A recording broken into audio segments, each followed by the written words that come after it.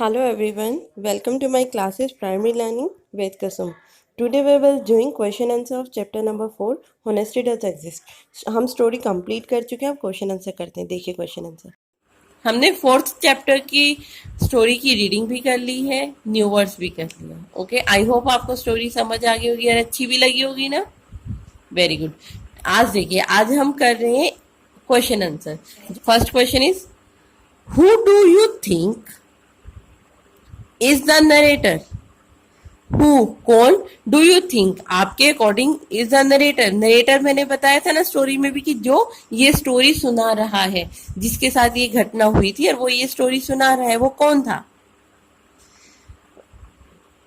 A man और a woman. वो कौन थी? एक आदमी था या फिर एक औरत थी? मतलब वो पति पत्नी थे ना, दो जो कपल थे, उनमें से स्टोरी कौन सुना रहा था? वो लेडी सुना रही थी या वो मैन सुना रहा था?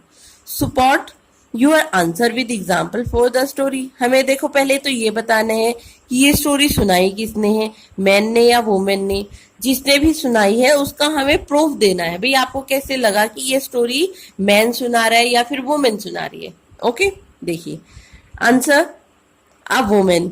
ये स्टोरी एक वुमेन सुना रही थी कि वो कहाँ कहाँ घूमे, उनके साथ कब कौन सी घटना हुई. ओके, फॉर एग्जाम्पल में हम क्या देंगे? For example is handed over my husband's trouser. देखो, जब वो धोबी कपड़े लेके जाने लगा तब उसने दोबारा आवाज लगाई थी ना उस धोबी को. तो उसने दोबारा आवाज लगा के उसे क्या दिया था?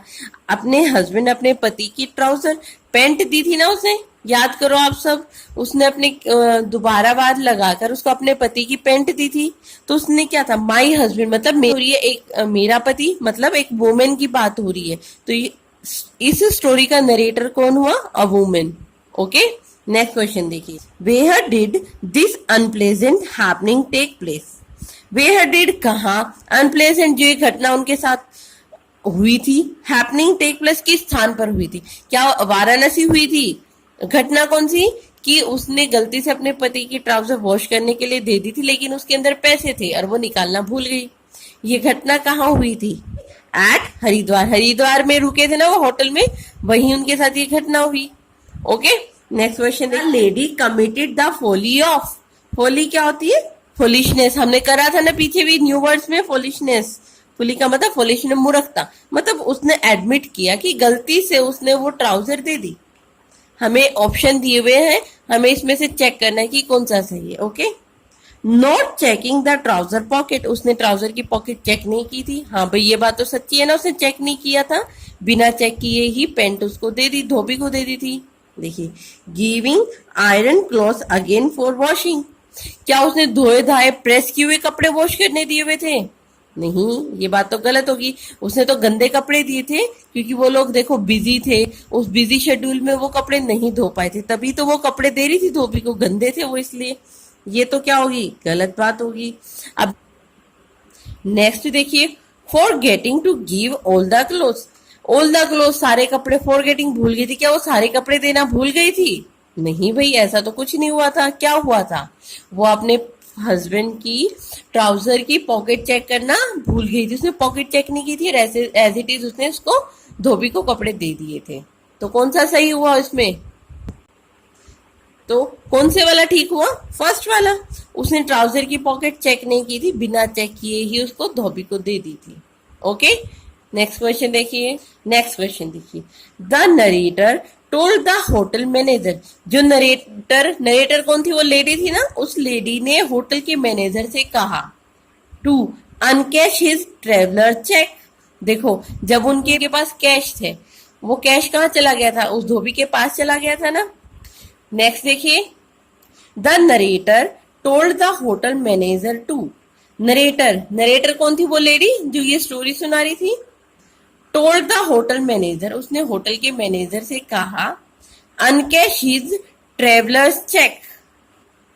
She promised to dash on her return from dash.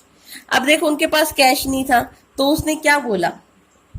जो उनके पास ट्रेवलर चेक थे, तो उसने होटल मैनेजर को बोला, भाई आप इन चेक के बदले मुझे कैश दे दो. मतलब उन चेक को कैश में कन्वर्ट कर दो, और मैं प्रॉमिस करती हूँ रीपे हिम, उन्हें आपको वापस दे देंगे ऑन हर रिटर्न फॉर्म, हम वापस दे देंगे। कब? वो कहाँ जा रहे थे? बद्रीनाथ जा रहे थे ना अगली मॉर्निंग।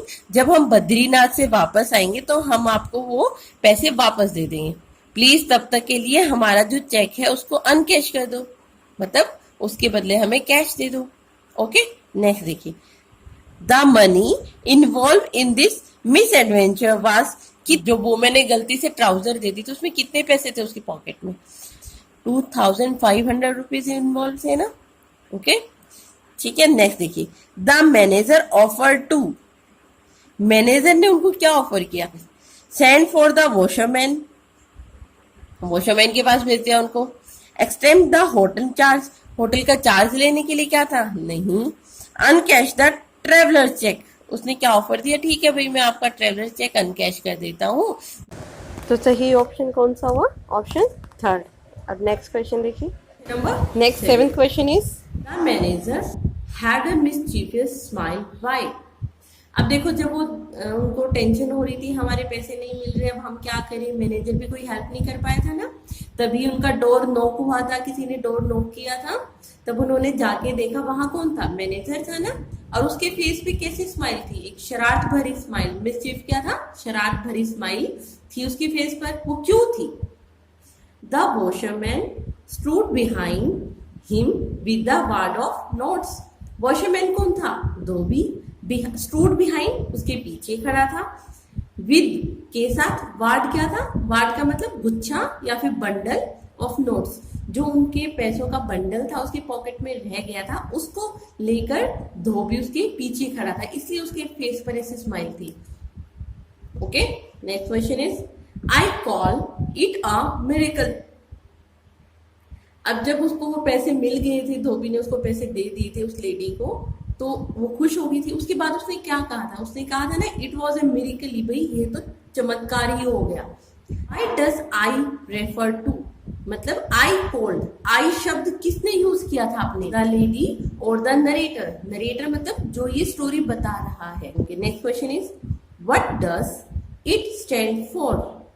यहाँ पर क्या था? आई भी यूज हो रहा था, इट भी यूज हो रहा है। अब ये पूछ रहे भाई, इट किसके लिए यूज किया है? इट वर्ड क्यों यूज किया गया है? देखिए, getting back their money back safely. क्यों गेटिंग बैक? मतलब वापस दे दिया उनका मनी, उनके पैसे वापस आ गए सेफली, कोई पैसे कम भी नहीं हुए और उन्हें वो वापस मिल गए। इट किसके लिए? इट वॉज ए मिरेकल, मतलब पैसे उनके वापस आ गए, ये तो एक चमत्कार हो गया। Why was it a miracle.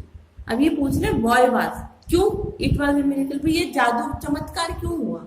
ऐसा क्या हुआ था कि चमत्कार हो गया? Because it was most unexpected. Unexpected मतलब किसी चीज की उम्मीद ना करना। उनके लिए क्या हो गई थी? उन पैसों के आने की कोई उम्मीद नहीं थी, तो तभी वो पैसे आ गए, तो क्या हो गया? वो चमत्कार ही हो गया ना। Okay, next question is question number 9। देखिए, the washerman refuse to keep the money because. देखो, जब उसने उसको पैसे वापस दे दिए थे, तो वो लेडी उसको पैसे दे रही थी ना, 200 रुपीज दे रही थी, तो वॉशरमैन मतलब धोबी, धोबी ने क्या कर दिया था? मना कर दिया था ना वो पैसे लेने से। बिकॉज, क्यों मना किया? He could not take their scared money. अब देखो, उसने क्या बोला था? जब धोबी ने पैसे वापस दिए तो धोबी ने क्या बोला था? भाई हम आप बाहर से आए हो, देवी देवताओं के दर्शन करने आए हो, तो हम इस पवित्र धन को, इसको चुरा के शैतान नहीं बनना चाहते। तो he could not take their scared money, तो वो उनके पैसे अपने पास नहीं रखना चाहता था। Why do you think he refuse to accept the reward.